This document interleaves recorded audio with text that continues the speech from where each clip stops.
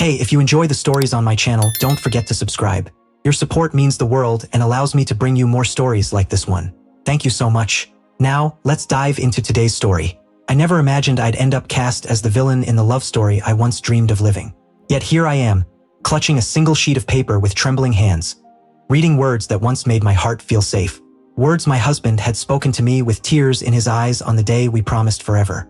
Now those same vows had been returned to me in a plain white envelope, topped with a small sticky note that shattered me with just a few words. You broke everyone. My chest tightened. The truth is, the unraveling didn't start with the affair. Saying that doesn't excuse anything, nothing ever could. But it wasn't a sudden betrayal. It was a slow, quiet drift, like watching the walls of your home crack and pretending everything was fine. Isaac and I had been married for 5 years. He was steady, kind, endlessly loyal, the kind of man who memorized your coffee order and made pancakes on Sunday mornings without being asked. But he carried his stress like a sealed box and thought quality time meant sitting together in silence in front of the TV. I craved fire. I wanted to feel chosen, noticed, wanted. Over time, I stopped asking for it and began resenting him for failing to notice the change. Then came Julian. Everything Isaac wasn't loud, magnetic, unpredictable. We met at a marketing conference in Chicago. One too many drinks later, he kissed me in the elevator, and I kissed him back. That moment opened a door I should never have crossed. Fake girls' trips, hotel rooms with the curtains drawn, secret texts at dinner, a second toothbrush tucked into my purse. I kept telling myself it was temporary, that Isaac didn't care anymore, that he wasn't trying. But the truth?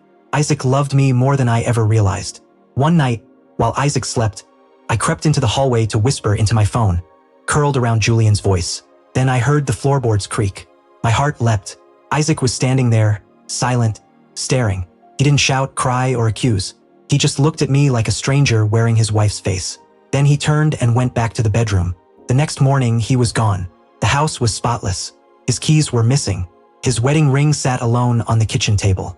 No note, no confrontation, just emptiness.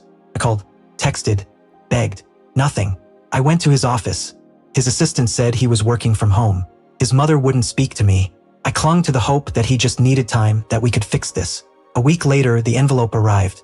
No return address, my name on the front. Inside, a folded sheet of paper and a small yellow sticky note in his familiar handwriting. You broke everyone. My hands shook as I unfolded the paper. It was his vows. The ones he had written himself. The ones he carried in his wallet for years. The ones he whispered to me on our wedding day, voice breaking with emotion. I vow to choose you even when life grows heavy. I vow to listen even when I don't understand. I vow to guard your heart, even if it breaks mine. I vow to make you feel cherished, seen, and loved every single day. I read them over and over until the words blurred through my tears. Julian tried to console me, told me Isaac was overreacting, that we could finally have a real relationship now. But when Isaac left my life, Julian's charm dimmed. I saw him for what he was, the arrogance, the games, the thrill of being someone's escape, never there forever. He wasn't my future. He was my excuse. I ended it that night, blocked him, erased everything. It was like stepping out of a burning room only to realize I'd been holding the match. But it didn't matter. The damage was done. I sent emails, wrote letters, tried everything to reach Isaac. Nothing worked. I even showed up at his brother's engagement party, hoping to see him. The moment he saw me, he left. Months passed. Then one afternoon, I saw him again, in the produce aisle, picking apples.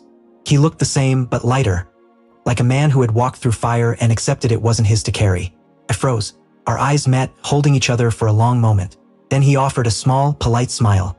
"Hi, Eliza," he said, voice calm. Too calm. I stepped closer. "Isaac, please. Can we talk?" He shook his head. "There's nothing left to talk about." "There is," I whispered. "I have so much to say." "I'm sorry." "I was selfish." "I know," he said gently. "I know you're sorry. I believe you." My eyes burned. Then, "Can we try again?" He glanced down at the apples, sighed softly. "I spent years loving you with everything I had. But love can't survive if the other person keeps reaching for someone else." "I'm not reaching anymore," I whispered. He looked up. Grief was there, but also finality. "I know, but I'm not yours anymore."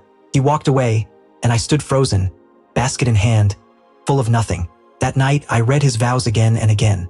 I couldn't throw them away. Maybe a small part of me hoped that someday he'd return. But I knew the truth. He loved me enough to write them and loved me enough to leave when I shattered them. I betrayed my husband. He sent me our wedding vows in the mail. And now I live with the weight of a love I destroyed. A love I'll never get back.